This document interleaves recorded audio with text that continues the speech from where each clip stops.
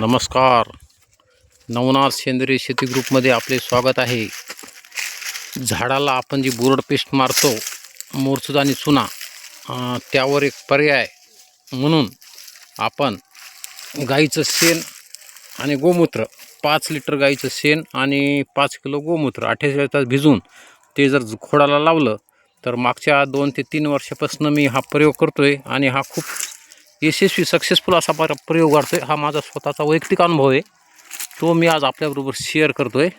कारण हिवाळ्यामध्ये अति थंडीमध्ये साल तडकणे असेल, डिंक्या असेल किंवा जे खोडाच्या वरती येणारे जे रोग असतील किंवा खोडाला धरून जे येणारे किडी असतील, ह्या गोमूत्र आणि शेण हे 48 तास भिजवून आपण ज्यावेळेस लावतो त्यावेळेस खूप मोठ्या प्रमाणामध्ये परावर्तित होतं. मी मागच्या वर्षी काही झाडांना बोरड पेस्ट मारली आणि काही झाडांना शेण आणि गोमूत्राचं मारलं, तर असा अनुभव आला की पावसाळ्यात संपल्यानंतर बोरड पेस्ट लावलेल्या झाडांना बुरशीचा अटॅक आला. पांढरी शुभ्र बुरशी त्यावर चढली. जिथं जिथं शेण आणि गोमूत्र लावलं होतं तिथं कुठल्याही झाडाला कुठल्याही प्रकारचा तसा प्रादुर्भाव आलेला नाही.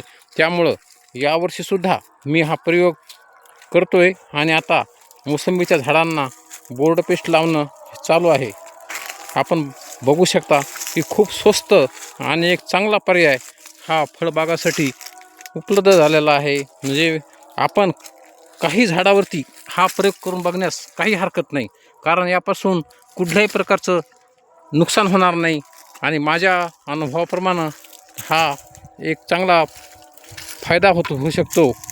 त्यामुळं आपणही कमी खर्चामध्ये शेती कशी करायची याविषयी जर विचार करत असाल तर हा प्रयोग करून बघायला काही हरकत नाही आहे आणि हाचा अनुभव आपण स्वतःच घेऊ शकता.